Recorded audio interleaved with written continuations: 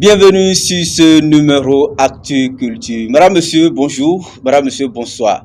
Eh bien, ça dépend de la position du soleil chez vous. Vous auriez constaté que nous sommes traditionnellement habillés, eh bien, pour ce numéro, juste pour valoriser notre culture béninoise. Nous avons notre rubrique éducative qui est là et nous avons notre rubrique citation, eh bien, qui est là. Notre sujet d'actualité aussi est là, que nous allons décortiquer. Mais avant, nous passons aux actualités.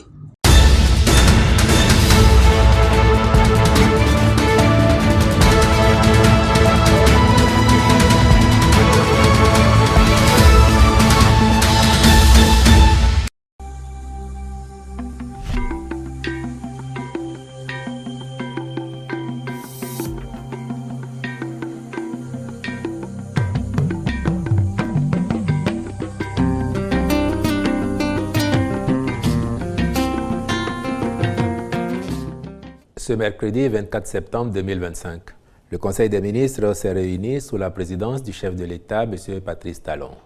Les décisions dont voici la substance ont sanctionné la séance.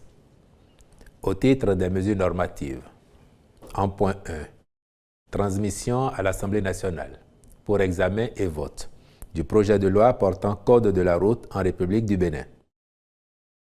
L'état des lieux révèle un environnement juridique disparate, constitué d'initiatives réglementaires éparses, rendant difficile et incommode une lecture homogène, cohérente et systémique de l'encadrement de la circulation routière en général et de la sécurité routière en particulier. Par le présent projet, le gouvernement entend actualiser les tests et poser les bases d'un meilleur encadrement législatif, d'une part, en matière d'enseignement de la conduite et de la sécurité routière, de permis de conduire, de comportement du conducteur face aux stupéfiants et à l'alcoolisme, de même qu'aux nombreux facteurs de distraction en situation de circulation, puis, d'autre part, s'agissant de véhicules et de leur équipement en dispositifs de sécurité, aussi bien pour enfants que pour adultes, d'usage des voies routières ouvertes à la circulation publique ainsi que de vitesse sur les routes.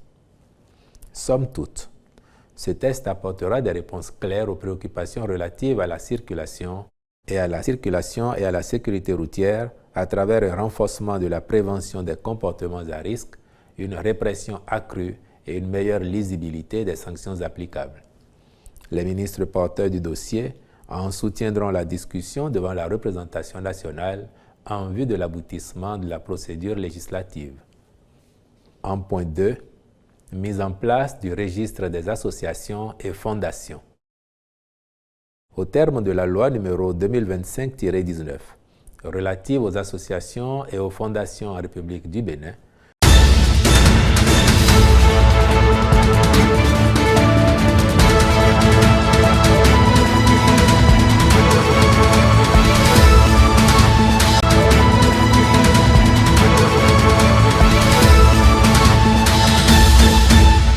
Retour sur notre rubrique éducative. Nous recevons d'habitude Madame Isabelle Gandaro, qui dit nous, elle est psychologue et bien conseillère conjugale. Elle est promotrice de l'école de vie de couple. Elle est avec nous sur ce plateau. Nous avons un thème très capital et bien à décortiquer, à développer avec elle sur ce plateau.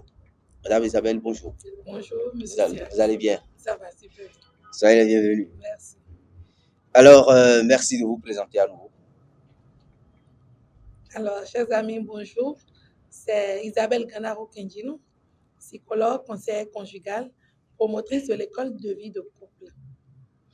Merci beaucoup à vous. Alors, notre thème de ce jour, le choix du conjoint, un engagement, pas un jeu. Alors, les erreurs à éviter avant de dire oui. Pourquoi dit-on que le choix du conjoint, c'est un engagement à vie? Merci, Cyriaque. Je crois profondément que le choix du conjoint, c'est un choix de destinée. Parce qu'un oui qu'on dit à la légère peut briser toute une vie. Mais un oui qui est réfléchi peut transformer à jamais une vie. Le mariage, ce n'est pas un jeu d'essai. Ce n'est pas comme je peux changer de boulot, je peux changer de maison, pourquoi pas changer de pays. Mais un conjoint, on ne peut pas changer un conjoint comme on change de chemise, de chaussures. Non. C'est un engagement à vie, un engagement un engagement de cœur et de futur. Donc, il faut bien réfléchir avant de choisir son conjoint. Le mariage, c'est une décision qui engage le cœur et le futur. J'ai accompagné une dame qui me disait, après 5 ans de mariage, je n'ai vraiment pas réfléchi. J'ai choisi à la va-vite parce que j'étais en désaccord avec mon fiancé d'alors et je me suis lancée dans la relation tout simplement sans réfléchir. Aujourd'hui, elle souffre énormément avec des regrets. Donc, le mariage n'est pas un jeu, c'est un engagement à vie. Alors, quelles sont les erreurs qu'il faut absolument éviter avant de dire oui? Avant l'ultime oui, il faut vraiment éviter certaines erreurs qui sont fatales. La première d'abord, c'est de ne pas confondre attirance physique et compatibilité. Est-ce qu'on est compatible? Un jour, un homme s'est confié, il a dit, je l'ai croisée, elle était tellement belle, tellement jolie, une belle forme, claire, et j'ai succombé. Mais après, notre mariage n'a pas tenu. 2 ans après, on ne s'entendait pas. Donc, il ne faut pas se baser sur l'attirance physique, non. La beauté physique, oui, mais la beauté intérieure aussi compte énormément dans le choix du conjoint. Deuxième erreur à éviter, ne pas succomber à la pression familiale, pression sociale, surtout à l'âge. Non, la famille dit non, tu te maries quand? Depuis là, tous tes amis se sont mariés, on se précipite. On dit oui au premier venu ou bien à la première qui est venue et on s'engage dans la relation. Non, c'est à éviter. Ou bien on dit non, ton âge là, tes amis ont déjà 2 enfants. Le mariage, ce n'est pas une compétition. Chacun y va quand il ou elle se sent prêt et s'engage vraiment pour de bon. Donc là, c'est la deuxième erreur qu'il faut éviter. Oui. Troisième erreur maintenant, Oui. fermer les yeux sur les signaux rouges. Déjà dans les fiançailles, tu observes ton conjoint, il est violent, il pique des crises de colère, déjà des paires de gifles, et tu te dis oui, non, il va changer, ou bien elle va changer dans le mariage. Attention, le mariage ne change pas. Le mariage ne change pas. Et déjà, dans les fiançailles ou bien en amitié, on commence pas à te gifler. Il faut t'attendre à plus pire dans le mariage. Donc, il faut faire attention, ne pas fermer les yeux sur certains détails. Donc, on a 3 erreurs fatales. Trois erreurs fatales. Alors, déjà, quels sont les critères ou repères qui devraient guider un homme ou une personne dans le choix de son conjoint? Les critères ne sont pas standards, mais je vais vous donner 3 critères qui peuvent vous orienter. Le premier critère d'abord, c'est quoi? Les valeurs communes. Quelles valeurs vous partagez ensemble? Posez-vous cette question avant de vous mettre en couple avec quelqu'un. Quelles valeurs nous partageons? Est-ce que pour l'autre, l'argent peut tout régler? Et pour moi, c'est la fidélité qui compte. Attention, tôt ou tard, ça va péter. Donc, si nous partageons les mêmes valeurs, les deux déjà, l'homme et la femme, on sait que oui, la fidélité, c'est une valeur et on va prôner ça, oui, vous pouvez y aller. Mais quand c'est pas comme ça, attention. Donc, une autre valeur, une deuxième valeur, la communication. Comment nous communiquons? Quand on est ensemble, comment on échange? Comment on discute à deux? C'est important aussi. Pourquoi? C'est important, oui. J'ai connu un couple où l'homme fuyait les discussions pour échanger sur les sujets importants. Il fuyait à tout moment. Il n'aimait pas parler avec sa femme. Il y a aussi des couples où la femme est fermée à toute communication. Si déjà en amitié, vous avez déjà travaillé sur ce paramètre-là, comment on communique, travailler sur notre communication. Vous savez, chers amis, la communication est le ciment du couple. Et une bonne communication fait un couple très solide. Donc, il faut beaucoup communiquer. Il faut beaucoup communiquer. C'est la base même de la vie de couple. Troisième repère maintenant, c'est la vision. Quelle est votre vision? Quelle est votre vision? Avez-vous une vision commune? Vous ne pouvez pas avancer ensemble à deux sans avoir la même vision. 2 cœurs amoureux ne suffisent pas. Il faut 2 personnes qui partagent la même vision, deux personnes qui regardent ensemble dans la même direction pour faire un bon couple. Alors, merci beaucoup à Madame Isabelle Gandaro. Eh bien, quel message souhaitez-vous adresser à ceux qui sont sur le point de s'engager? Ok, merci, Monsieur Sirac. À ceux qui veulent vraiment s'engager, je leur dirais ceci. Prenez votre temps. Prenez le temps de vous étudier. Le mariage, ce n'est pas une compétition. Ce n'est pas une course contre la montre. Non. Prenez le temps et soyez vraiment prêts. Guérissez de vos blessures émotionnelles.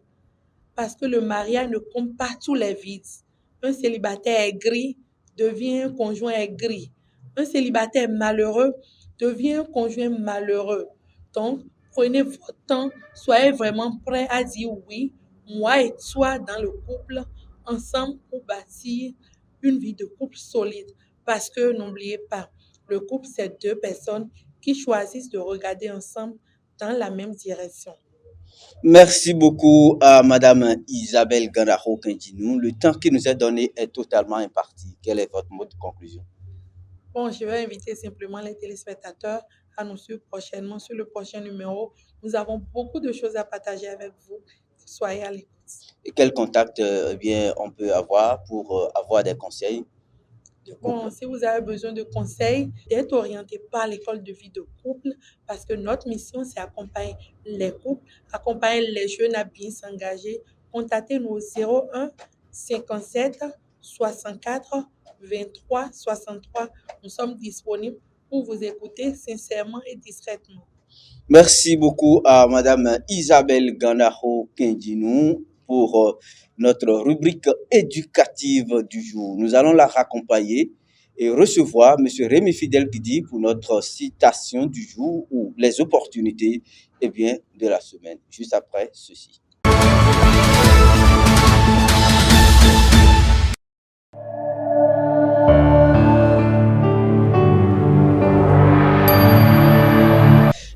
Nous sommes sur la rubrique citation du jour. Nous recevons, comme d'habitude, comme l'était annoncé, Monsieur Rémi Fidèle Guidi. Il est le président du magazine Actu Culture. Monsieur Rémi, bonjour. Bonjour, Monsieur Sirac. Vous allez bien? Très bien, Monsieur Sirac. Nous sommes sur notre rubrique citation du jour. Quelle est notre citation du jour? Et les opportunités de la semaine. Aujourd'hui, c'est un numéro exceptionnel. On n'a pas de citation, mais on va aller plutôt sur les opportunités de la semaine.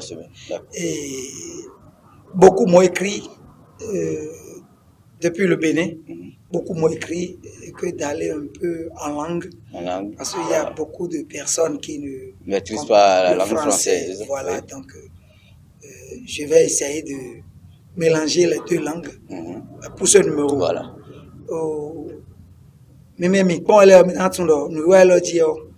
Mimedo azobuna name alo mimedo asobawele o mina gbonwa le nkotonji ene bura mo anso alo mina na so o 9 miton e do kun to benle mi do nde bura savla vo mo mina gbonwa le nkotonji ene osin ye ka mina gbona do o najina miton do podo benesi ekunganji do kutonu do pk 14 sin khaome ene edo zomo lifino ta da hono edo hodio amo eyeton kura eno yi eyeton kura richang rucho de pako de beno mo kura no zine ko se chang e ka be sana bide lawa ene edo na sa edo pachano kime mi edo kwe lobo mi mokoton mi heon mina tekmo lo allocaton et dans ça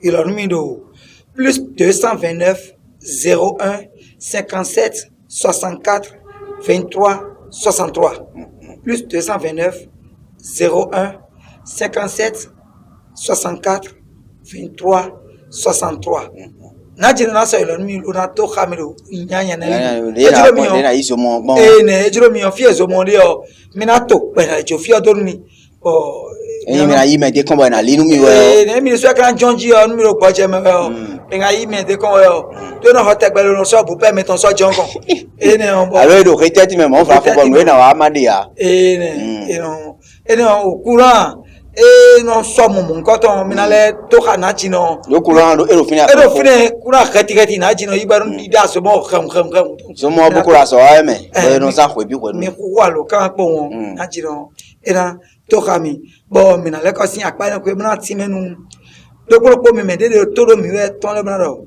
mi tekon lo ko lo kan wedo afi nu pe no sin to fini on no mi do asode kuna na mede lo mi do mi da so ba e flavo mo mi ko lo kan mo koton mi na to ha mi bode no yin gbon o mi na gbon mo le koton ji o mi na to ha mi ati kutu e na tell me o opportunité le o mo do mo ra kle mo egbe ton feje mi na ko ta lo ko je do magazine Aticulture ne kan agbon bo haji me la ko re mi fidèle eyin da ha magazine na Aticulture ji o alo kan we do tonu bavinu peno bobo miton mi ve ku alo kan we ni le tebu mi na to ha mi ro yanya na ilu mi si politicien mi si amisaron mi si pasteur mi si mon père we ron mi si o wendo me so wato mi si o imamu ene nunde bu acho ato mi yan lo aso ato alonu so ato mi ku alo kan we ni le odebu mi na yimi mi na to ha mi si hansi no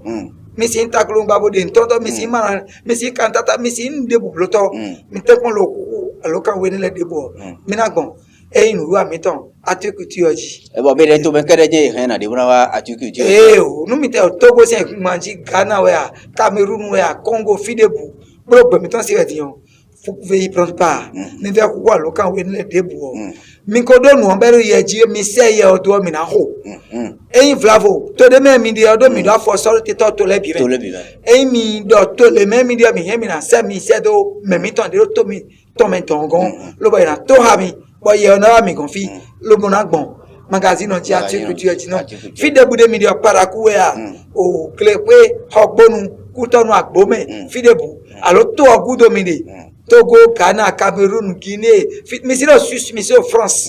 Et non, mais na bon magazine on dit numéro où les gens ou pas fait nous prenons aussi tout finalement. Mais ko bon. Mais à to ravi. Mais de cas de mi Aticulture bo to ko me timbo badu e tang me. Do e me le no le tang do mi Afrique 7 bo e badu na tang. Mi e no ba bata kle ni pa fo wa. Mi e o de bo no ta budo e yo. E ya le ko. Ai ka mi ton ni o te. Mo me de wa mi kon bro mi Aticulture e mi Afrique 7 bro jojo da mi kekle ka mi ton ni o te mama. E la so la lo mi bo yi kwa mi ton.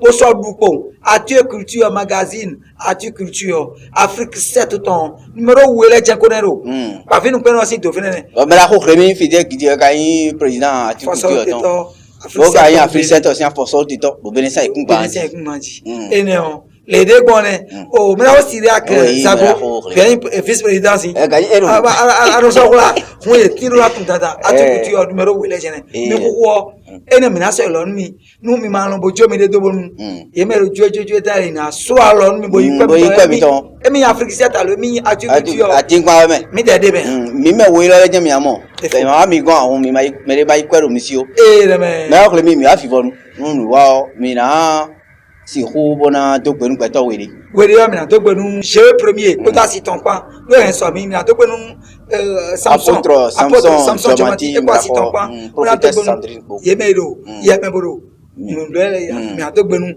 ye bi mi to gbenu promoteur Afrique 7 ko to gbenu directeur monsieur Titus le diffeur le technicien et le Cameroun to le bio mi to gbenu mi kaka monsieur Syriac e na tell me la ko re mi fidèle gidi ma chele mi afin sadu pepe o e yon yin sadu po.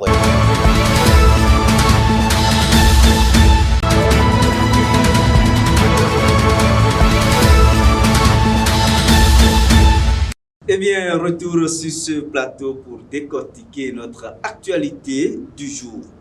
Réduction du taux de grossesse en milieu scolaire. Comment faire? Mi monoli azomeo et rubibe metilebi. Azomeo kabeo do nyonu filemeo yeme ujio mi mono aize monondi. Bo yeno matoko. Osono yazome bono foko yo le etia hakmo ibo fitopino bakmo ya. Mera ho remi fidèle qui dit era passa fi ko ko no e madame ngarahu Isabelle Kendinu erofi ona bi jahami mina kiji famena bo kike ho pere de mera ho remi fidèle qui ko do oh Syriac wele wa ikuru ikwabo Oh, non beh, lo hanno, invece lo potevo non bene. Ma mi cosa io? Noi Isabelle Garafo di un nemico. Mi qua. Ena chermi egbeo mizi hota jidewa abasafi mideo kwedume pakwe supasi ko hosarfa mueto ta promeso minowa lo akpane ko ibo mi kai kwasa do e ko to video couple lo egbeo mizi hota jidewa agba elo safi asome on elo bibe yonu vile ye na be asome mi monole be se kungba dio yonu se yonu wo mo yemi aise mo no ti bo ils n'ont rien à toco. Au sens où ils sont au bout de mais les collègues ils n'ont pas au flafou. Des nous carrément yo, mais ils n'ont pas de nous filer si ouais. Alors filer des sous nous si ouais. Vito vino ouais cassia. Alors à ce moment ouais filer nous à ce moment là nous cassita. La bessie nous Isabelle Kanahuti. Mais nous connaissons pas le finita. T'es où est-ce mon nom? Parce que mon père a jamais vu les dîmes. Et là, il fait un jeffy et un jeff pour un double génois. Mais ouais, si, même il a accusé. Il s'est traîné au village. Il a s'il a zoomé, il a s'il a parlé, la responsabilité est partagée. T'as dit, ouais, à ce moment-là, on est nous. Vito vino. Et on va quand même vite pour vous c'est la zoomé voir. Vous êtes capable d'aller et voir. Et on va voir. Vito vino do Vito no kwekbe. Do apale binu. Sexualité. Vito vino do Vito no kwekbe. Do son koyon konon se konene. Konne na miro do société mi tombe mais maison bon. Mino kunya, mino ba ndo khole ravi mi ton. Mi maka lo kholo ravi mi ton ek bedion. Réseaux sociaux le fine pour le filet pour mieux.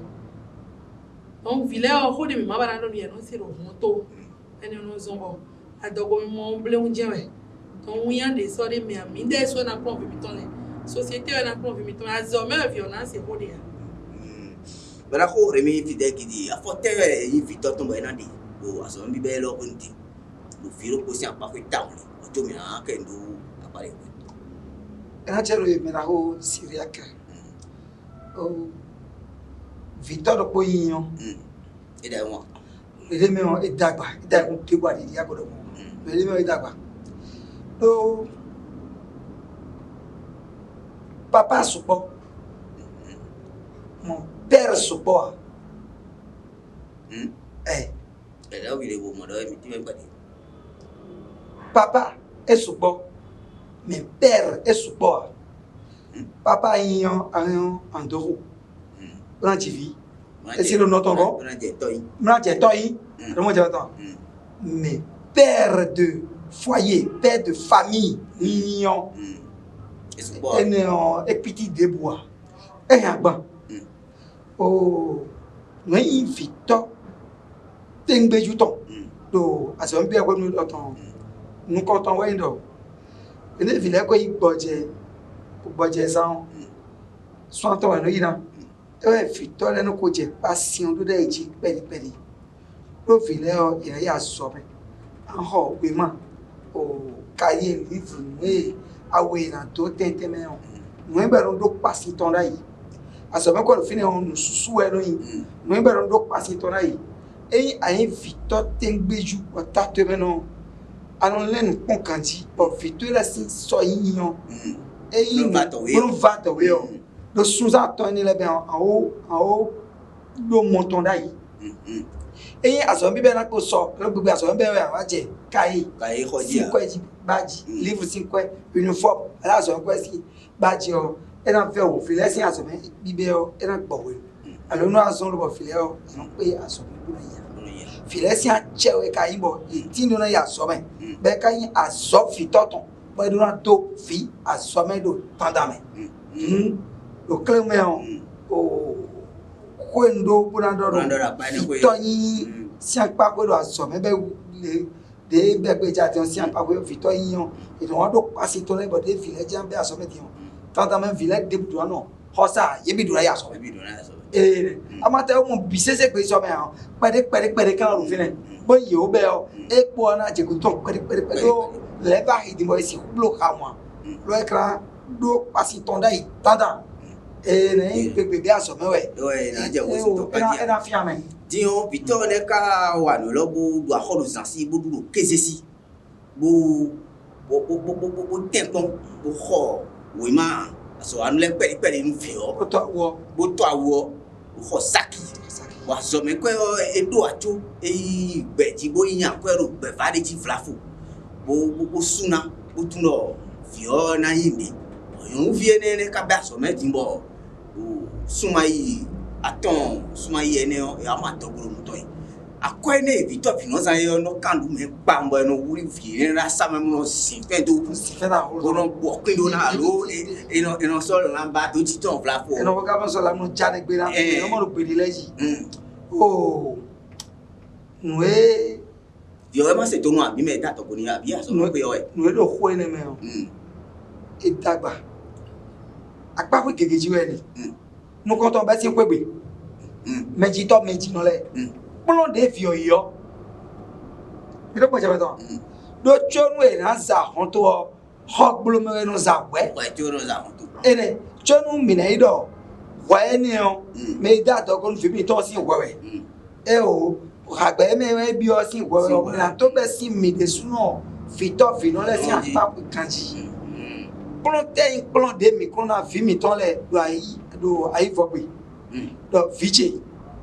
Poi do akode ti hon ti jan lo fi laje ko de le do ji o e no so e do no fi si an liji boron de do aliji boron do fiche no fi enwe ko e do akode ti hon ako wa no kwin alo akoro anu we po to e ti hon e kro si se iwe akoro nu tun we nu le o e no blow a nu le o e no blow cho e na blow nu le o ko le we no do alo e no do nu le alo me cho no blow Bronze solo don no fi brundo mo ti menu yewe ma ti menu onu yewe no ai do to ton ba we mi do mo je beton do adwendi no video un bo ti meni do sunu po yan nu po si tete nu le no jo e nu le ka jo e no na nu le ka nu le de na si gudo u fe le we de me unu aka pe so po chubo nu do o nino me le nko ton lo an pe nu le ha on ton to ya lo me de ayi mo aduna do ma foto e fie mi de sewe do we gbe mi sewe do aduna yi la tun pray da lo be wa ka mo me de an pra me wa mi bo mi na po me on hawe bura kan ko bi e bo ba do na do e ka yon an bura kan hawe yi mi jan bada sinu we a lo mi de we ji we bo mi to me no yin sewe do mi na po hawe bura mo te we do da li da gbe ji e ma yon mi he mi na do do fie lo e chi le me amon ku je ba donc when le tito meni le mando ha fi mi to so fi le o ire bi o ha gbe me to ko ire do to ba nu gbe me o na ma fin blo e bo e ka do ru fi o flafo e mo na le fo wa no lo flafo we ne ha so fi le e na gbe bi bo ka ya no Isabel do ko ne sare timbo do ko do mi de no Isabel tere ji sare timbo ti me do li o ko ma do ha fi le no so bo no yin pomo ko ma do ha ye je ne su le ko ma do ha ye nu e do nu yo so ira clear e do na timen ye do nu ye pe aso be ka bo je college bo je honu kan tan lo ha we go me on de sunu po yun ko no pe gbon lo ba no tv gbon no je kin kan yeji kanji 5e ba lo 5e biologie 4e 3e ene alo yi mo yi e no je kin kan yeji ro o le wa no bloc reproduction mi no do yi humaine mais le c'est le po cha no na nu le Pendant ma da di o campus kon li dans la voiture kon ya bo be si 5e 4e mo no je kon yi do edun ya o ze ka iton do nu ji bona kon e bra do le wa ni mo fidele de wa no kon yi bo ye no le sia filati mo de je kon yi ji o ye no le France bron sang bo me fie kwete bo menji no le sia lo de kon nu de kon bo de gudo ye no mle ali bono tuno tochi no ti ye don mi do le benu ibo ko le no do chono ho sunuka ko le no do chono do yun ho eye ka mo sunu jenwe o edona wa kwegbe eye na do to ko mo blow a mo e ko do le bi ko ze ta be ye tun fide yon vide ti me tun o nu ezenu alo ya so be on no e jero azɔmɛ alo tɔgɔ mɛ na bi eno te dɔ ko ni wa biɛ no la no tɔ mama e mi se mi to fina mi to fofo de o mécanicien de lo fon ti fina e yo mi si e yo mbura mi na mi chakiroko e lo mi na mi chakiroko yin wa bongbe e o ko mfo se bo se ko adi ayiwe a eyon kono de so so forte buru mo me mo nkoton kono e o fiche o e ko do kwede a azɔmɛ se do e ka do ko mo nkoton no mi so le san wa lo mo nkoton de ba do mi o mi la tonja hoso sin ko bo you don't to say egbe ti no do mi egbe no le so no iko mo do me e do mo apale ko do no le so no iko mo do bi o ma ke ni en pere wa mo ni la mo do e o do da bi ena chimo apakwe ena chimo ni no we na si eno invino ya invino ande bitu ali dagbeji o ero si ya o ya tede konde bo e wa zombo mina ze vile do ali nyanyanji ya vino na de ali dagbe nu viton one déjà e vio ja no dio for mi rodi e na don vile do o nzandi wa jeglegbe me mi to ando e fo jeglegbe me adalo sunu wa mo ho no bezikiti e o no se ne o tamen vile eyon mo ati me glegbe o ne no igbon sare ti mo glegbe lewe no blogo me jeglegbe o an blogo le me viche ase pon sunu ene le me pete o ya zo me lo yan mu ya zo me bo do diplôme ton e we ya su ton nu konton yon nu do diplôme ton bona mo aso bona do kweton e na gwa lo no asu ton do me kwegbe a o plan no vitu e sin do ko vitu na do renu de me mi go si on renu jo renu e bo e no ko sun kan gidi ya e no peso bo sun na ko susun we bona na gban we bo na mu valeur to yon ya wa ja paton e mo kun je mi no le o Olorun na si no le o ona le sin to le o egbe di o mi no re ma ke papa mama mi bi no ton e no jo vile to nu bon le na kon vile ya be tele we na kon vile nu mi ya fine vile mo de o tele me o ko mo ero si ki o tele me o de so na ite pon na je si ki ji pon fon me na je fi on ji pa ko tele ton e ni on e ka bo na blomodo azɔmɛ di bet ni comment télévision aussi comment le di ici vile si ba passation de service ou dimanche en passation de service là na be comment je bona ka e ton le e si ale don na ze na le comment le jo wa be yo no pa chebe wa je san so aton le yo no pa chebe o azɔmɛ vide me la ko remi fidèle azɔmɛ vide ti bo yon nu viwe bo na ble we a kan fe ton de bu bien ti on e an don ganton men we o acteur le bisin ko akado ni do français o wa khan mi yo no sikha ene e mana chi mo e na si vito vino no le wa ji tegbe vito de moment de so doze bo gana bi ko na be fe ton le di me bo doze bo file bi je bo ton lo e wa so mo ba mo no doze no fe ton gudo on kon fe ton lo fitima fe ton na kon ro to e sa journal la no kon alo e gbo vi mo lo non yana kwanto fi ubuna uza se kla vo ave na kon fe ton yana na mi exemple ni eton mais fi ton yo yana kon fe ton town fe ton le bisin kan no ta cheme mais des villages sui pero attention mon e na je ki copie mi dio e gbe di mo so kon fe ton e kana copie oh my papa osu mama osu fe ton kon ida osu kon papa ne ko ne na blogon vile ni ko me ya ale tambo chambo we marcher moi on va caro ko go vino ko me et marcher il faut apprendre les enfants par l'exemple nous allons blow tout et na mo o ko de no viodo a ko o adan ko no te vioni dam no bonde julo no mo te vion la po o insino filo be me la ko mi journal pon bo aja we ya abi fe ton pon bo aja fe ton yen to ton yin wana polopo ọ̀kadàn o àsọ̀mẹ́gbẹ̀nu ẹ̀yẹ kárí pẹ̀yìn fi tán pọ̀ ẹ̀pọ̀ náà jẹ́rọ ya. ẹ̀bọ̀ lẹ́yìn àndọ́pọ̀ kẹ́kọ̀ọ́ dẹ́mẹ̀ alẹ́ tàbọ̀ sàmù alẹ́ tàbọ̀ sàmù tẹ̀ ń dọ̀nù kọ́tọ̀ ẹ̀ má sí àwọ̀ ẹ̀dí ẹ̀dọ̀ kún sọ́n kò fídíò mẹ́ ẹ̀hẹ́ na fẹ́ àsọ̀mẹ́wẹ̀ ẹ̀hẹ́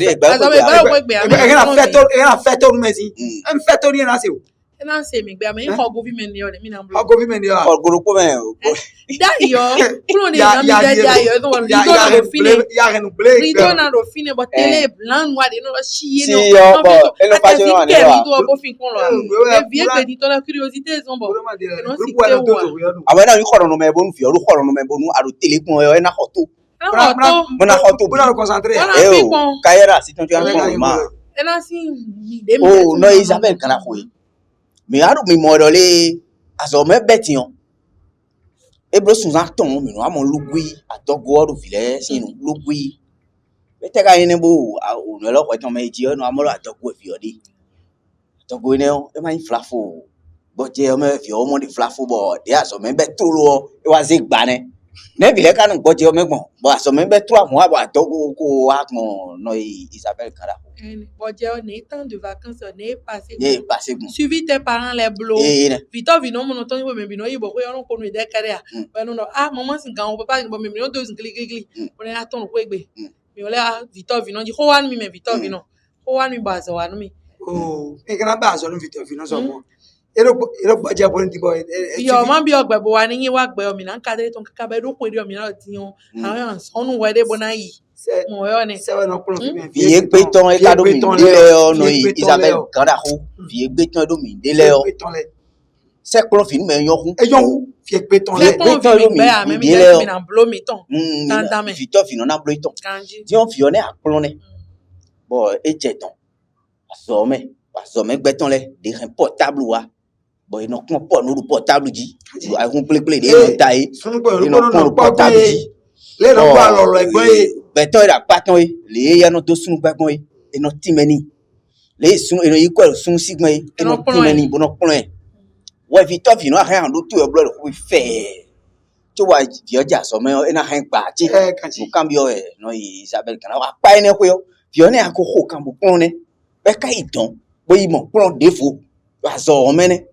Apani azole me ho le wana ndi no vie no se portable fina no 6e pe wo be na portable na se alo me na portable via portable da ho iPhone takpaja vous savez no iPhone surveillant école let on ti aso wanu ye na no chod e no blow me na le chod de subna we vile si parents de no blow mo le so no pro ndagbe de wanu vile we o e quoi do esi wa ba yo fi do na communication pour fier ton pour chichi en communication oui mais quoi do mention no blow mo mo téléphone fils là de no blow ko egbe ou bien fils pe vi de man Android da na ko alo me no vi o de so e no so e kan le won message fe e no Facebook aso wanu me pi aso me o pa ko yo ko na mi mo fi o ka hen do we hen akwa lo kan ni abi niveau de te fi o ka hen na wa no ye no back in do wa tu be ko no ki ape vi koko de no atusho de no back boy et dans félicitations mais non ti ronu mi me ni ton ko no fi o do back parce que na do inscription en ligne et pe en ligne ouais et na blog recherche le mu bo et non bi recherche vile par ando na blog recherche ni ordinateur ko ko vi o wa na blog recherche de ibo mais des mi na on bloquer site de ti mana ya le na no bloquer bona no gwalo ni e nyo hu mama fi mi ton le mi zero do baya pombo e treo e na blog no ko na fe finalement tom na ndi awro ko ta ele ko jara ndo bu you know me for do saki me ndo bu to ma le wa na le blo sen paris no na on jiro ko ma vio do mi de ne hu to asome o me ra ko le mi fidel asome o e na yi o alokan si file si we kabi jo alokan do fidel ti mo so do o mo me bibo yo se kama zero chokoto fimasi asome ye bo ko alokan ma lo si la lo ta e no do po e o be si 6e 5e mo file ro nda alokan 6e mo ya si a me vi c'est de vidéo portable ça on a lo kama si aso pero e ti bo e no do o me de do file ko han ma ire bo se gbe ton e so bo won ko alokan bo se ni e si akwa wu onu je tu apari le pe ba kwa de apari le pe kale do so bo nu keke kale bo to je pe apari le pe kwa we me si ba tu na wa na so ko alokan la si da lo nu fi mama apari ko jan kwa de lo ka be na ko alokan ma do si do lo nu fi o abeto li kwa mado messi almado mejito meji no si owo so ba enu yi chakiropo o pon ko chakiwero esin ya you agble voilà donc akode onuyo tu akode tu legbe mo ko je bete akon gbe to mi na yo be na plon fi mi legbe ti on to aso me yi ro ke legbe ti te gbe ton se no ke di legbe de sufile no ke di legbe taw no fi de ko yi plon plon si mi no ko de bon fi mi to le me bi o nde me o be mon koton le me o mon koton sabo ino fi mon koton le ma iro me fi pleda sinu me to me si ero mi plon e ma ka si le pon ne le bi aye alo kan wo echo video na sa portable la poncho no le zi rola alo kan ma lo si o e du na sa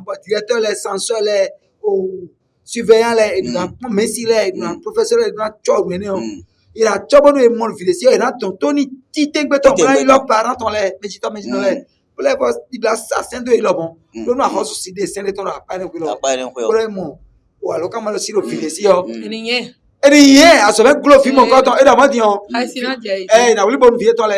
Non, c'est mon enfant, c'est mon enfant, à quoi non, c'est mon enfant. Et puis, n'a pas fini.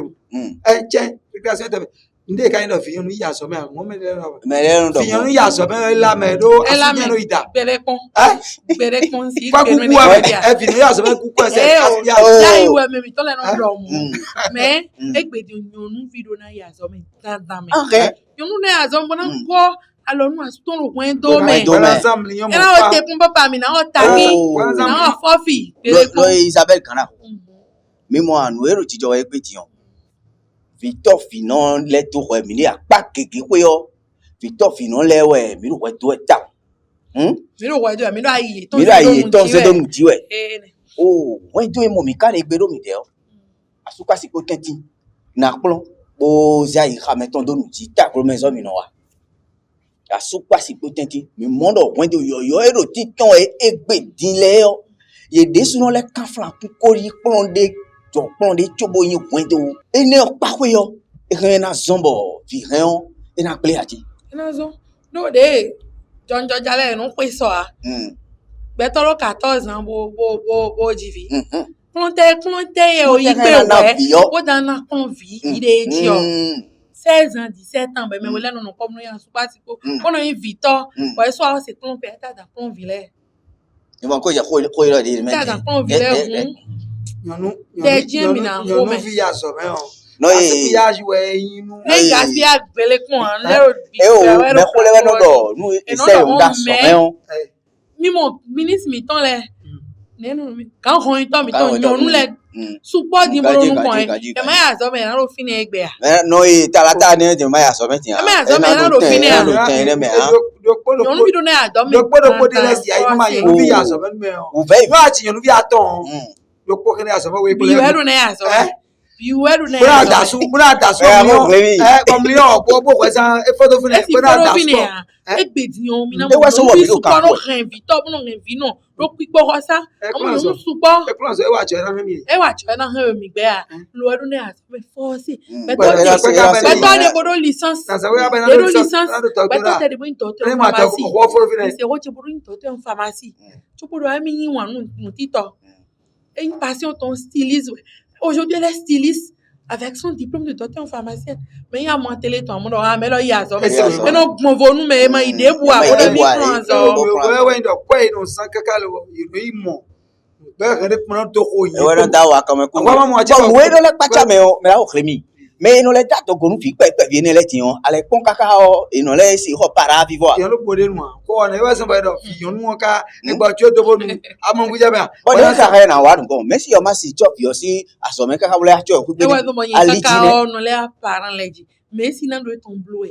Victor vino na ton bleu ben une continuité. Mais si do kaka dan ba envie a regbe. Lido liberté tombi. E vo ne mais si do eblo si kon lo papa nen gbe ne un. Fio si c'est des bois. Lo Victor ko vino ko no ko de nu Victor.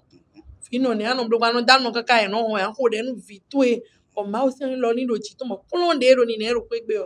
Eni se klon. test de grossesse la ha oblun fi le bo pon do Tu es dans bien ça. e tu na ba so me a Même no moi. fi le ma ba ko ba so kla ko nu no Isabelle ne ra E besoin na hôtesse de grossesse bo. on est comme bon 3 mois rentrer au bebo adongo ka bo Mi o do Victor ko Donc, vino. tu parles de 3 mois. On ravi. no le ele bi be tin e D'ailleurs, sun lo ko fo no mi to le no ko no abi ki yo ka je glegbe a. E je glegbe a egbe di mi lo tellement occupé no we sun to mo fi bi e bo. E te so no cho ene le lo a. Nyanga choko no ma la sanu ko jita obo asanu E te ro han yan fi no do nu. Wana fata Ko se no ko vovo obo no chi cho na we. Wana fata la sango no. Na ayaba, asa me no ko ayaba. Ka je nka mo hiande ame. Egbe di ma so hiande. o bi lo ya nu e ira ya bo ya bi E so no yan bo no ya ho bo no se ngbe. Maje o. e no ya ma to no ya E o yan inu bo so ara visit of video glegbe mo no to. Yon wa mi. Emi yon do glegbe mo yon de vo mo. E no tun pere. On vi no do na se kon vi ton le. E papa ko mo ko me kala zo. o fi no akple mo no ma ka tun di ale lo Ayin vi no ado na to. Mais bisi tout. N'est pas maman qui veut, mais qui peut. C'est une autre responsabilité. Non, do mi délai quand flan ma so non mi de ton le khokori kan me kan mi tele dio.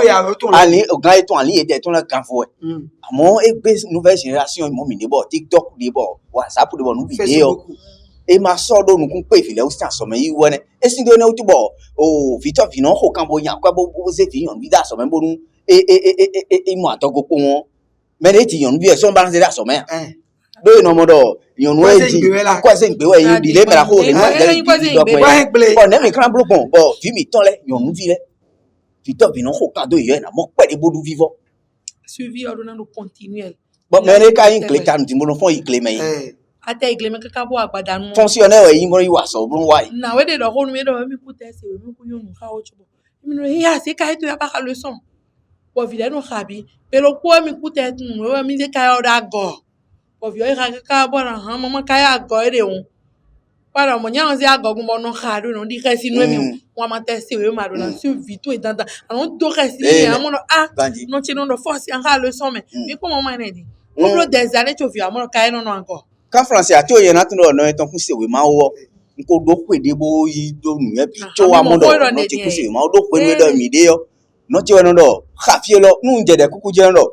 Nous voyons film ouais vous doyez non c'est pas ka yo ha bon ene no so mo e si ne no so mo mi de kun ma ko nu e be lo jo e bi on Victor Vino mi no ba na kevi no ba na kevi ze kwe o ele ai vita ro ko no e no le do press we le son to ya do atenwe no na ba no ya so me bo do na we ya an ka le son we to na do atenwe to bo na di do ero mo chaki lo ko chaki we mi gbe agbe o fe aridi lo mi na suivi mi ton le e mi ba no ni inde mi so ko do lo mi ton me e na tel mi mera ho re mi fidel ke di morale ka ho na mi yo kan ho e wa avon bi o mi na cambio mi ko no ho te mi ka yo mi adonu fi mi ton yo nu vile de la so me na be we tiyon bonu ye ni ma wa ije mo ene o me o sun e no do ho ni le o te mi ka do na do ni njo vile do ya e o ne mi ka mi na do ye bon na chenu e na ho siriak kleme wana do nu fi yo fi mo ko to le do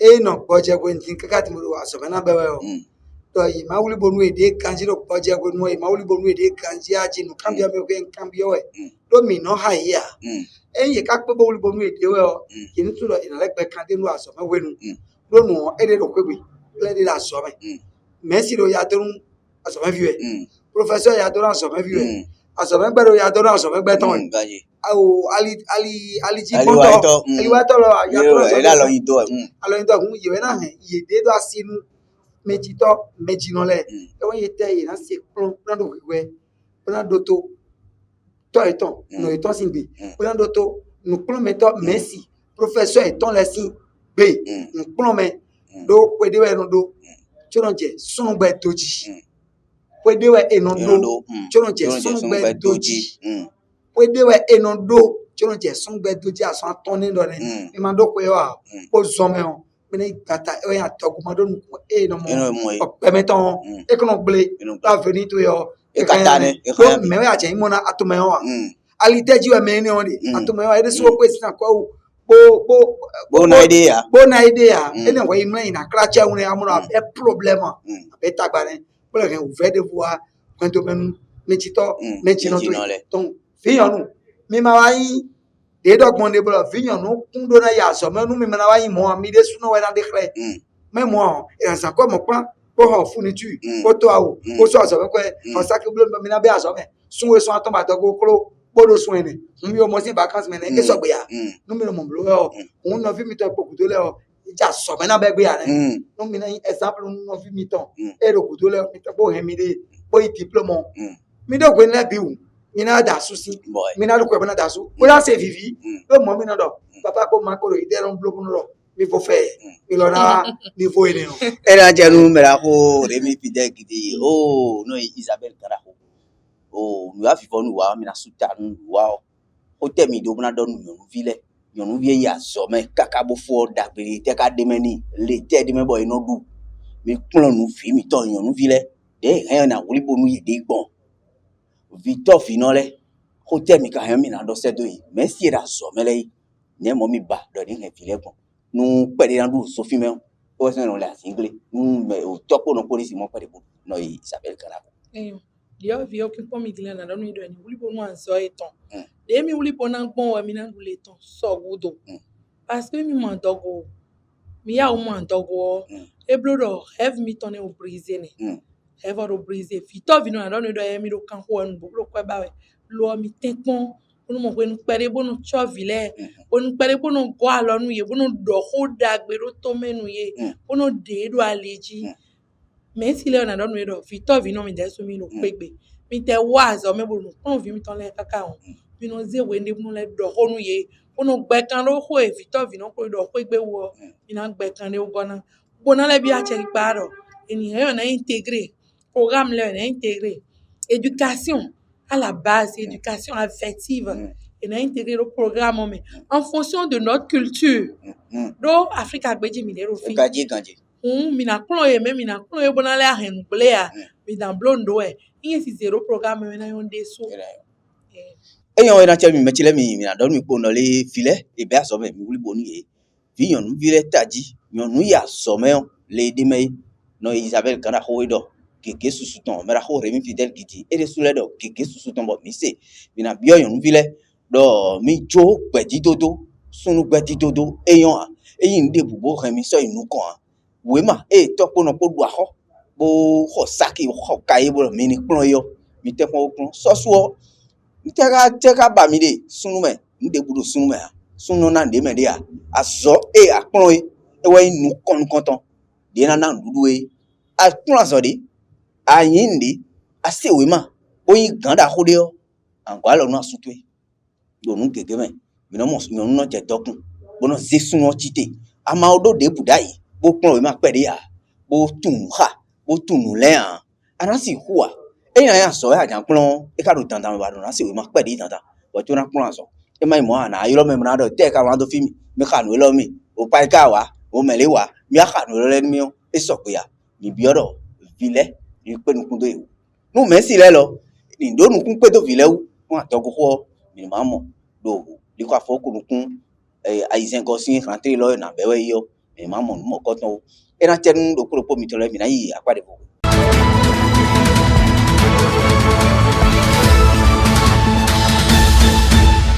Bonsoir, monsieur. Bonsoir, monsieur. Présentez-vous, s'il vous plaît.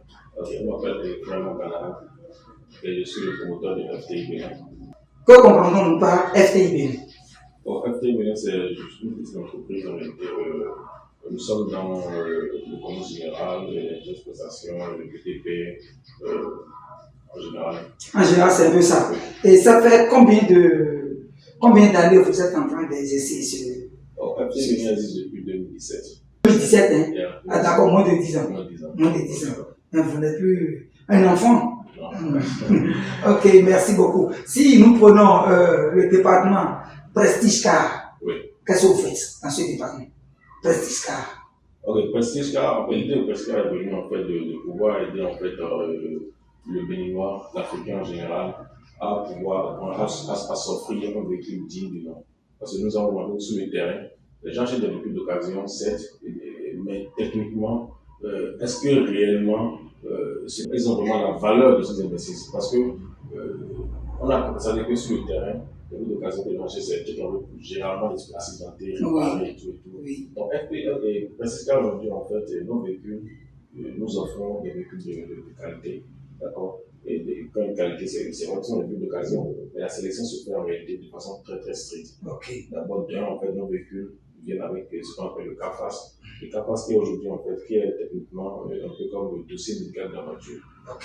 Et quand vous avez ce dossier, sans le CAFAS, le client n'achète pas la voiture. Achète pas la voiture. Parce que le CAFAS dit en fait techniquement quels sont l'état de la voiture. L'état de la voiture, les modifications que le véhicule a subi depuis sa fabrication jusqu'au client. Ok. Ouais.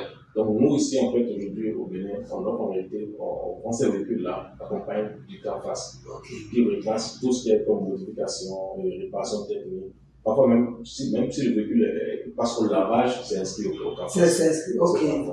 Aussi, nos véhicules, aujourd'hui, en fait, nous offrons aussi nos véhicules une garantie pour enlever les pièces majeures du moteur, ainsi que la boîte de vitesse automatique ou manuelle sur l'écran. Quelles sont les marques que vous faites?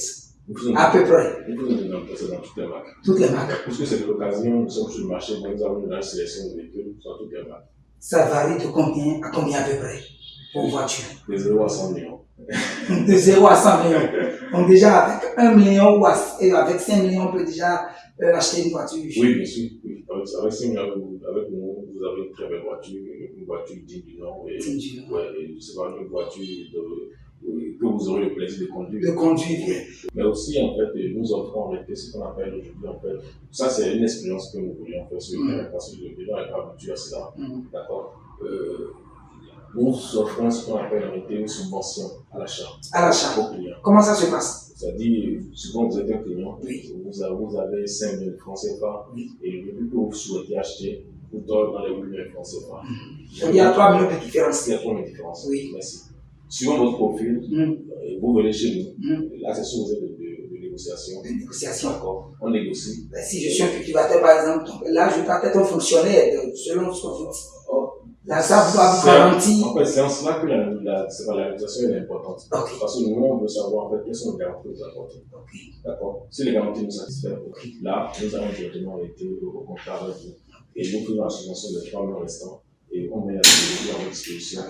Et vous avez en fait un délai pour pouvoir faire le paiement. Le paiement de la différence. De la différence. Et là, c'est important. Mais sous-dessus, on paie même les véhicules à crédit, c'est-à-dire, on vient, oui. On prend le véhicule et on paie à petits coups. Si c'est 100 000, 500 000, 1 million, donc, et on prend déjà la voiture. Ça se passe chez vous comme ça ou... En fait, l'idée, c'est d'en arriver là, en fait, dans le temps. Ok. D'accord. Pour le moment, nous dirons que nous sommes dans une phase expérimentale sur ce volet-là.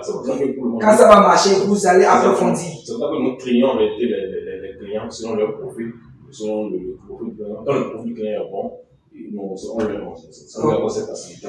Sinon, l'idée, c'est avec le temps de pouvoir nous faire accompagner par les institutions financières qui le souhaiteront, pour qu'on puisse vraiment élargir ce volet de la chose. D'accord. Et en tout, vous allez savoir que nos véhicules, techniquement, c'est zéro stress. C'est sans souci. Sans souci majeur. Vous avez un véhicule dont vous connaissez l'historique. Vous avez en fait un véhicule avec une garantie. Et je ne vois pas qui va vous donner une garantie sur un véhicule d'occasion. Non, il ne donne pas. Vous voyez, une garantie. Il ne donne pas de garantie. Et aussi en matière financière, vous avez aussi un accompagnement. Un accompagnement. D'accord. Et aussi, on peut gagner du temps. Parce que vous n'aurez pas aller sur le parc 10 fois, 20 fois, vous faire arnaquer par les gens. C'est ça. Il y a aussi ça vraiment. Vous allez bien sous le soleil avant de trouver votre voiture. Donc, c'est spécial. Bon, avant de continuer sur d'autres volets, vous allez nous laisser votre contact. Pour nous connaître, c'est simple. Nous sommes joignables au 229 01 97 70 10 84. 229 01 97 70 10 84. Appel et WhatsApp. Appel et WhatsApp. Et pour pouvoir discuter plus aisément, aujourd'hui, vous savez, le WhatsApp, c'est beaucoup plus. Oui, c'est ça. Allez directement sur WhatsApp et nous sommes joignables pour 24 sur 80. D'accord, merci beaucoup. FTI Bénin. Là, vous avez encore d'autres volets. GameStop 2.0. GameStop 2.0. GameStop 2.0, en réalité, nous l'avons mis en place déjà, je crois, nous l'avons mis en place depuis décembre 2023. Bientôt 2 ans. 2 ans. Bien 2 ans.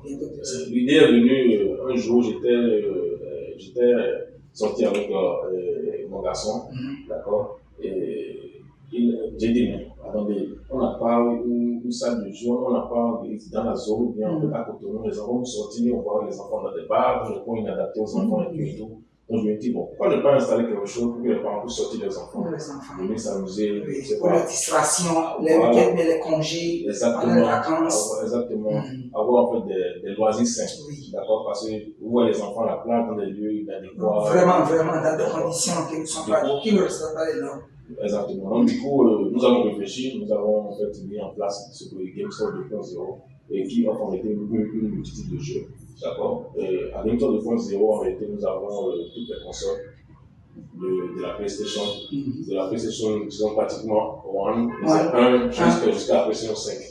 D'accord. Et on a la Nintendo, on a la Wii, on a les cases de réalité virtuelle, on a également le volant pour conduire comme ça. Pour conduire là-dedans.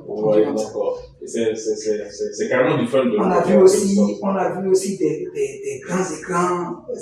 Pourquoi vous avez choisi? Bon, on voit des petits écrans sur d'autres endroits, mais chez vous, c'est des grands écrans. Pourquoi vous avez... Tout ça, c'est pour mettre le client à l'aise. On a choisi en fait des écrans assez larges. Pour que le client vienne avec une expérience de confort. Exactement. Une expérience unique avec nous. Et vous voyez, la salle est entièrement climatisée. Donc, vous venez là, en fait, vous passez du bon temps en famille. Et juste ici à vos domaines, je pense qu'on a commencé ici. Donc, l'idée, c'est de s'aller partout au Bénin. Pourquoi pas un jour dans la sous-région? Un jour, le game, c'est pas quand on dit GameStop. GameStop, c'est pas ça. Ça va devenir une référence. Merci beaucoup, c'est un peu ça. Merci de nous rappeler encore une fois le contact. Le contact, c'est le plus 229 01 97 70 10 84. Nous sommes avec le PDG de FTI Bénin. Si vous voulez prendre de très bons véhicules en état avec assurance, avec une certaine garantie, n'hésitez pas à les contacter. Faites recours à FTI Bénin. Ils sont au plus 229 01 97 70 10 84.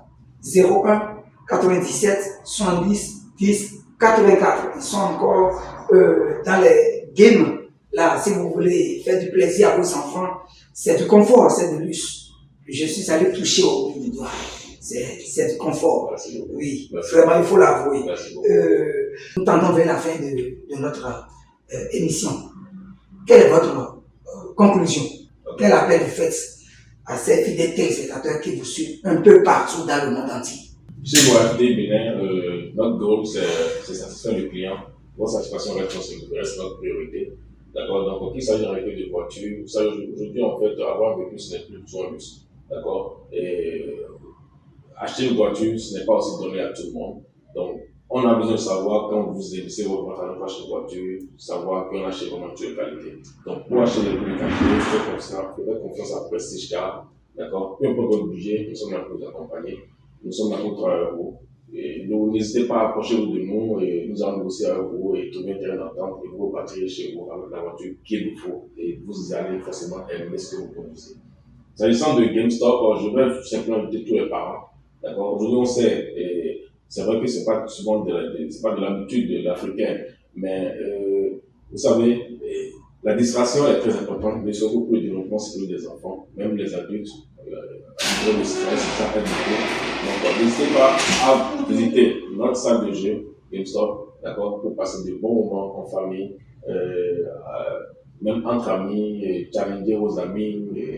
C'est vraiment fun. Franchement, je vous invite vraiment à visiter la salle, à faire l'expérience de la salle et vous ne le retirez pas. Nous sommes là pour vous servir, FTI Bénin au service. Notre contact, une fois encore, c'est le plus 229 01 87 70 10 84.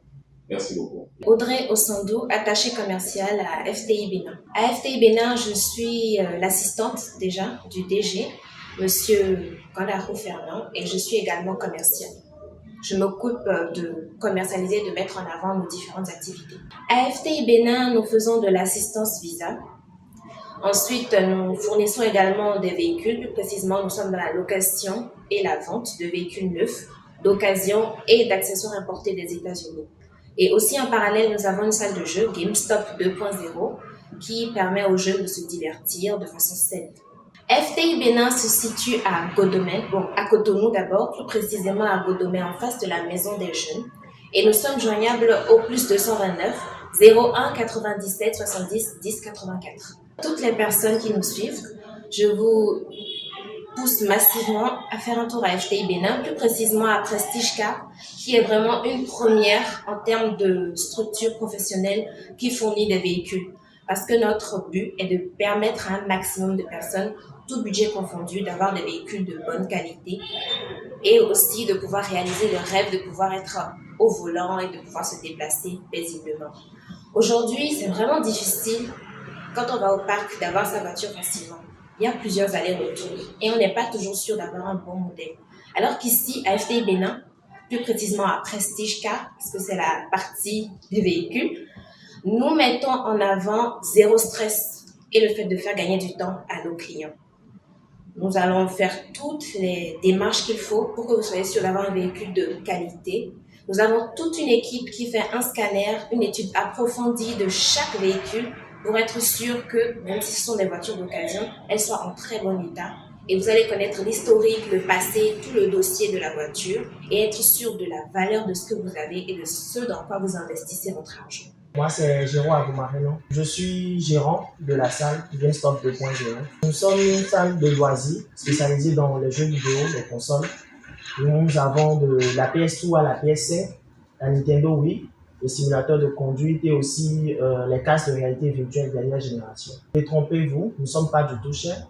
Nous concurrençons même les prix du marché. Les jeux sont facturés à la minute à la salle et c'est à un prix vraiment abordable, permettant à la jeune population de pouvoir s'offrir le plaisir de venir s'amuser chez nous. Vous avez des jeux dont la minute est à 20 francs, des jeux dont la minute est à 30 francs, d'autres dont la minute est à 60 francs. Nous sommes situés à Godomé, en face de la maison des jeux. Nous accueillons tout type de public, les adultes, les enfants. C'est une salle qui est ouverte à tout le monde. Quel que soit l'âge, quelle que soit votre génération, vous pouvez trouver de quoi vous déstresser, vous faire plaisir. Vous pouvez nous joindre au plus 229 01 97 70 10 84. C'est un simulateur de conduite qui vous plonge dans l'univers d'un conducteur et vous pouvez même apprendre à manier le volant à travers ce simulateur. Parfaitement, il s'agit du casque de réalité virtuelle sur lequel nous avons plusieurs jeux pour adultes et pour enfants, comme Ninja Fruit, Brigade Crise, où vous représentez un policier. Pour ceux qui ont toujours rêvé de devenir policier, vous avez Zombieland, où vous tirez sur des zombies, ou même pour les fans de séries, de sagas, nous avons Resident Evil 4 et même un jeu de danse où vous dansez, vous faites une chorégraphie avec votre ami, votre compagne, en tout cas la personne avec qui vous passez à la salle. Vous pouvez nous rejoindre en prenant le pavé du restaurant The Gift ou de l'avant en face de la clinique Bioso. Elle vous mène tout droit vers la salle. Eh bien, déjà, nous leur disons merci de venir passer de bons moments avec nous à la salle. Et nous invitons aussi ces autres personnes qui ne connaissent pas encore la salle de passer et découvrir ce que nous offrons.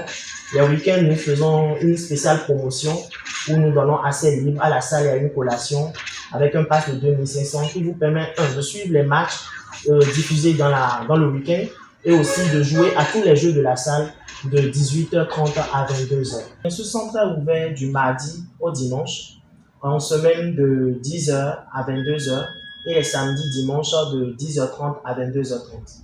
Nous nous déplaçons pour les événements, anniversaires, baptêmes, communion, tout événement regroupant du monde. Il est bel et bien possible de louer nos équipements avec un personnel qualifié afin de distraire tous ceux qui sont présents à cet événement. Avec le casque de réalité virtuelle, nous déplaçons aussi même les postes télé et les consoles pour pouvoir animer l'événement. Le migonfio milo yoko blessing dan mais pour laisser un dan les sons ni na et titadisi un dan bon bonanzi bouton bona da ho télé ji kabine na ko titi do nkume bona ni kui bona kumoto bona da ho mi bene le bilofi mo je mi kan le bo ton si fi mo ni mi do ako mi do nu wan le yo mi ho mi na le bo yo mi o mi na he nu mi ton le wa o me bi na jawa me wa ako mi ton le obi o e na jawa ha mi na se vi ha mi mon Jenny Mikala Yomion, allo comme un dossier miton, et ouais, plus 229 01 97 70 10 84.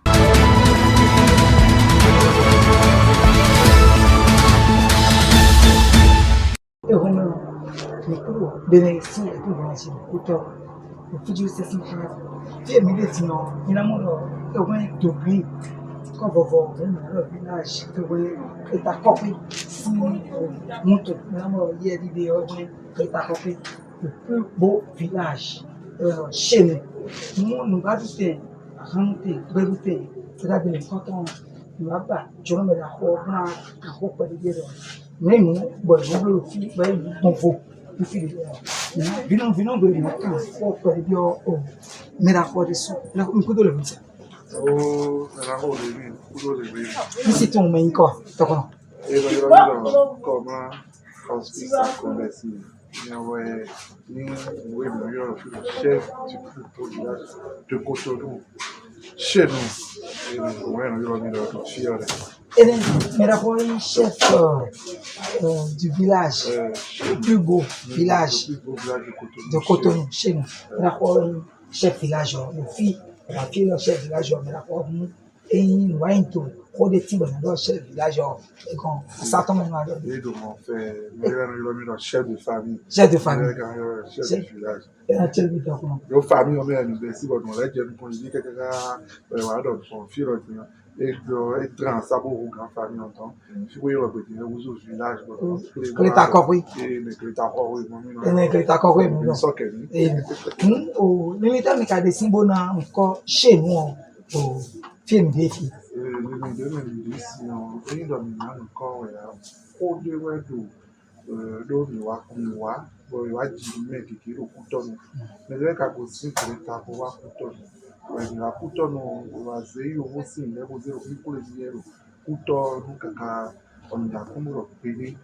Nunca y fue bo con no con de no no tito no de me ko mi ton le na ji no mi ton me ko le mama mi ton e no da bi ro kre sada yo e no san mi ya le de mo de account fa e ro ki bo ni le e ro me no a cho ha mi le de me ko le ro se to de we na da no ko en no mi kle un de me bo e na vivi ni on vivi ta e na vivi on so de on so ken on va sur adwa alors des quatre quand da sonde bo ma jedo mi no gudo wa et des aimés d'adé et des aimés et des kanwe et servi mais to be et des alopa des et des dadon des de be awusu sun wa uzu ndudu alopa de e mo eni bo mo da ido kre to me ko mi to le bu ki ta ko ile ka wa to boy bisi kan eno amo fibo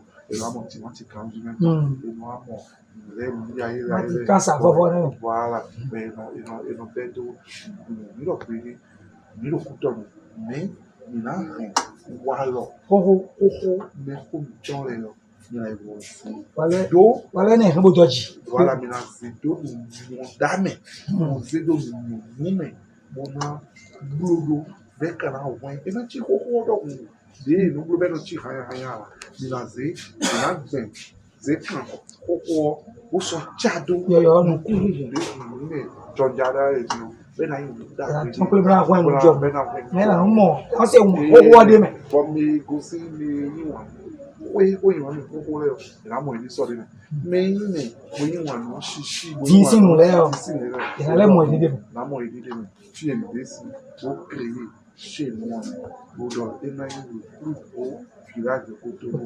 Et n'a plus de village, n'a créé village de Cotonou, en pleine ville. Mais village, il y a un village de ferme. Au ferme, non, oui, il y a un village donc ni en kanji e ka blo be ferme e ka blo e ferme on peut jouer bon mais président même quand il temps de souvenir et revient dans Afrique la tien ganji bravo Bernard Tintia mais il y a les aïeux et là go wa France pour faire il mon mais c'est là pas numéro Dawiti aso eno film ni kleta kokwe eno film ni village c'est ouais ogba into lo ase ati kede ati to ai kuba to je e so gbana oze wa e ka fa ni mi si ma di alopo na o za ko vovo ni wen kleta kokwe era chen mi dokno o filo ga inu konto ka fi o mi so kule me do mi do go teme alo pale mo ete inu konto mi so kule mo ko be te ka bo be no ko si ko si o ami si la ko si no be ni ka no we no blo ni no blo le mo e ka za e no kan blo mi wo e na o ko ila e no blo ando beto bueno yo do beto ando beto si on e ka do temetan amblo dide me ko blo mo do si le no FIFA wa e ka no je un to ke to le ji o e bro fi e lo ti o ara bu mi to le je Et dans les cabinets et checker yo et checker et des mais comme toi non là ils sont des pots d'annan. Il faut c'est là mais et do ati ouais il faut mais Oui, les quand ils veulent leur. et que la moyenne oui par exemple toi le coton Mais tout là tout. non à sortir non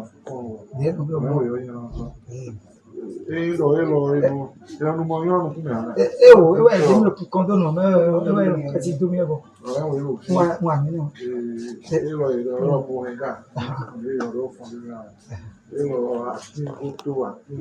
Ati gbasele non bon.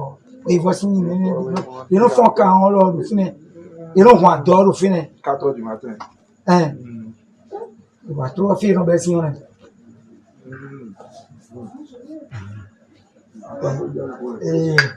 Et à l'homme on veut dire et ici oui donc il y a ah vous pouvez vite même du village même de famille il me doit y avoir tu es initié c'est maman à mon frère à mon fils le chez nous mais wa bu da du frère nous le client membre de famille moi oui ko yi to fún do me et à kawa fit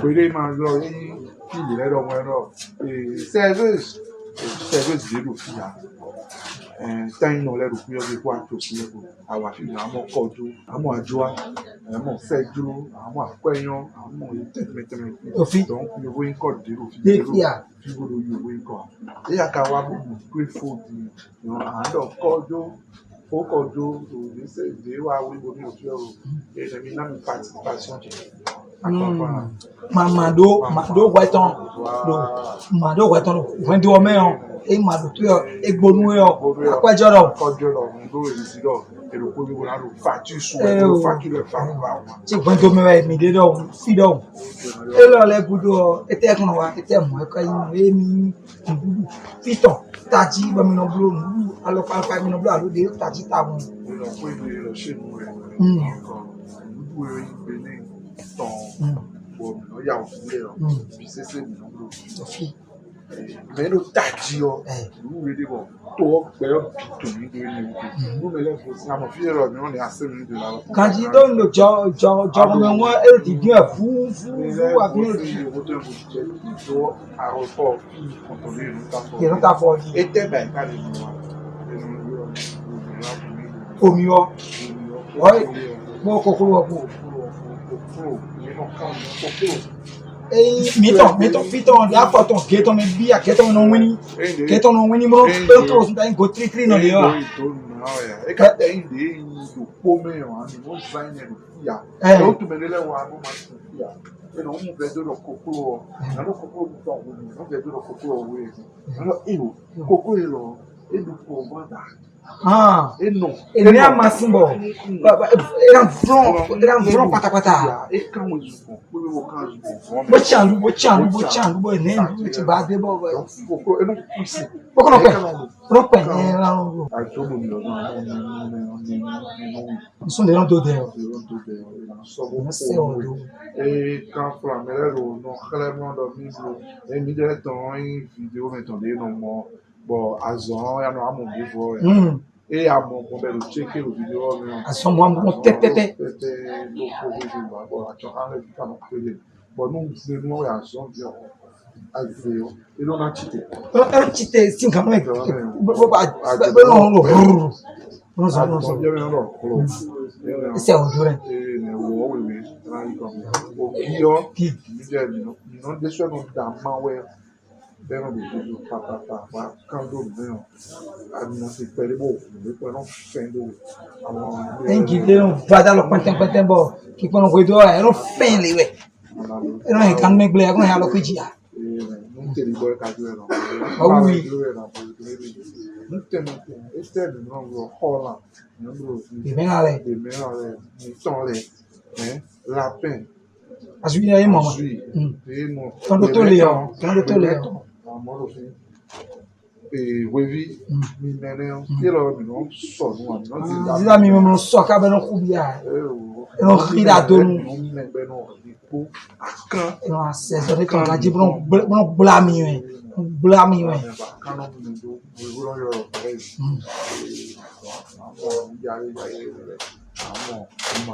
do caméra ya do digawe tem jango on nous mettons piton Africa bi mettons les ouais jinjon fi amo Africa tondile amo acheke to bodo to we kendo ko ni to bodo to we mi ja no du feti goma akaje lo me fi to dio e no te no lebo e non se do ni no bude na bio donc vous poiton to piton e halo fia Dio ado salada ba ado no saladua ni de no salada okay salada e no bruno ko be bo e no ko ba e do ande ho e no go asi ko be to no go asi a si no no do e no go salada donc no blo salada àwọn ba bo adulo pegbe mi de ama no supporta bo si no to to e no ri o era c'è bon questo è che non fa che io mi dico come barbaro aeroporto sta qua ah me lo fa uno qua poi già era vero e tu wa poi era vero wa lo poi già non va fi Fijiro se uton fijiro se fio mi deve do ame amo mi wona ni numero 1 bo o bene en tout cas mi deve do mam de famille de suero ya mam de suero era ho hospice ina chem ke ka bono nu yeme do mi po jimbo to gudo mo to afinu panu kom ejimi de Cameroun we dori Togolais mi point Camerounais mi point Guinéen les Zambiens les yero Afrique du Sud yero Suisse Rwanda yero France we mi point no mi na se ko na clé won yo fo gbe me en so jage gbe me na don le na se ko na bra o ni so na do mo je mi mo no blo fi tadi bo mi wo e o pe ra mi tan lo na se ko na ti me Tobi to sire mi pa bo to gudo mo la tele kari aji do yo fogo OK je vais dire bonsoir bonjour chers téléspectateurs moi c'est comment est-ce que ça convertit le chef de cuisine au village de Cotonou le restaurant chez nous c'est un restaurant atypique qui valorise l'art culinaire culturel du Bénin et d'autres pays africains. Donc, c'est un concept de restaurant pour valoriser ce qui est à nous, ce qui nous appartient. Donc, on revisite les anciens mets de chez nous de façon à ce que les nouvelles personnes s'intéressent à ces mets, de façon à faire découvrir les qualités culinaires de l'Afrique au monde entier. Donc, si vous venez ici, il y a un mets typiquement béninois qu'on appelle du bouillon. C'est de la pâte de maïs avec de l'assaisonnement sur lequel on fait braiser poulet bicyclette. Ce n'est pas des poulets élevés sur la ferme, ce n'est pas des poulets importés, c'est des poulets typiquement africains qui ont évolué dans la nature. Donc, vous imaginez que ces poulets ont un goût original et unique. Donc, c'est ce que nous savons faire. Nous revisitons la cuisine de chez nous, mais de manière authentique. Vous allez voir à travers le décor que nous sommes en train de faire vivre l'Afrique dans son immensité, dans sa dimension culturelle. Donc, c'est ce qui nous a amené à créer le restaurant chez nous. Et quand vous venez chez nous, vous buvez des boissons locales typiquement de chez nous. C'est ce qu'on appelle du soda. C'est de l'alcool produit par des connaissances locales. Vous voyez, ils sont mis dans des bouteilles, mais nous y ajoutons des herbes, des plantes de vertu pour pouvoir lui donner des arômes à faire et qui vont avoir un très bon goût, mais en même temps qui vous soigne. Donc, vous allez voir en vous soignant. Vous voyez. Et nous avons par exemple ici une boisson, un cocktail que nous avons inventé, que nous avons créé ici et qui est aujourd'hui un peu reconnu par ce qu'on appelle le tanguy. Le tanguy, c'est un cocktail de attend, c'est-à-dire l'eau, vin de palme avec de la bière qu'on appelle la Guinness. Donc c'est un cocktail quand on vous la prépare et que vous en prenez, vous serez obligé de revenir voir la prochaine fois. Et si vous avez la chance de manger votre bouillon et que vous y ajoutez du tanguy, servi par les jolis tatas de la maison et les jolis tontons de la maison, qui, vous allez le constater, sont habillés typiquement, traditionnellement, comme chez nous, comme à la maison. Ici, c'est comme ça, on valorise la culture africaine. Donc, et ils vont vous servir, vous leur demandez de vous servir du tanguy. Quand vous venez ici, demandez juste sur le tanguy après avoir mangé. À part ça, il y a d'autres sauces locales qu'on fait, des sauces ma qu'on appelle sauce légumes chez nous. C'est de la sauce peut-être de l'épinard et d'autres légumes qu'on y ajoute. Et on a la sauce crème qu'on fait ici. On a la sauce à sopi, pour les Béninois, ça ce qu'on appelle. On a du attiqué, on a du poisson braisé, on a de la viande de la côte braisée, on a du mouton braisé localement, on a de la viande du lapin braisé aussi. Donc, en grosso modo, chez nous, vous accueille pour vous servir royalement et dans des vaisselles authentiques. D'abord, on prépare dans de la marmite en terre cuite. C'est la vertu de nos grands-mères. Quand vous préparez dans ce genre de vaisselle, le goût, l'odeur, c'est unique et original. Et on sert dans des vaisselles de chez nous. C'est à Fidrocet, rue qui fait face à l'église catholique Saint-François d'Assise. Si vous rentrez dans vous comptez la première, deuxième rue à gauche, puis la cinquième maison à votre gauche. Et là, vous êtes à... Pour des commandes, vous avez un contact ou vous ne faites pas des livraisons à domicile? Voilà. Mais le mieux, je conseille à tout le monde. On a dit le village, de venir découvrir le village. Là d'abord. C'est très important. C'est très important. Parce que, qu'on le veuille ou pas, la nourriture que votre maman, votre grand-maman prépare, tout chaud que vous mangez sur place, c'est différent que si elle prépare pour vous, vous mettez dans une glacière et que c'est 2 heures, 3 heures après, vous allez manger à l'école. Ça n'a pas le même goût, ça n'a pas la même énergie, ça n'a pas la même valeur spirituelle même. Donc, je vous conseille tout le temps de venir découvrir au village. Mais toutefois, les choses évoluent, nous évoluons avec les choses. Vous avez envie de commander chez nous, vous appelez le plus 229 01 95 06 06 82. Une fois encore. 01 95 06 06 82. Nous sommes sur toutes les plateformes digitales. Facebook, chez nous. TikTok, chez nous. Et les autres. Chez nous, sur toutes les plateformes. Je finirai par dire merci à Afrique 7 pour cette opportunité de faire découvrir chez nous, à travers le Bénin, l'Afrique et le monde entier.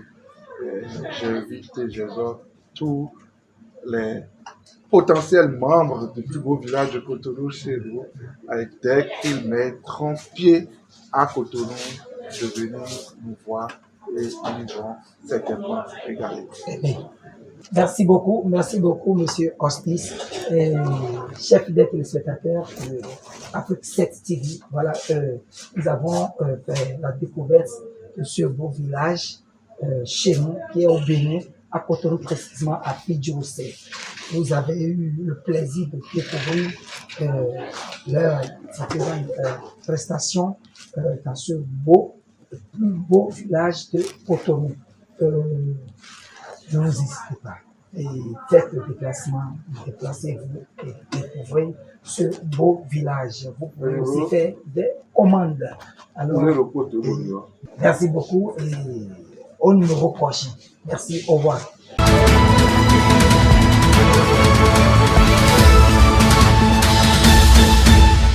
Madame, monsieur, merci. Ça sera l'essentiel à retenir pour ce numéro Actu-Culture. Merci à toute l'équipe qui nous a accompagnés.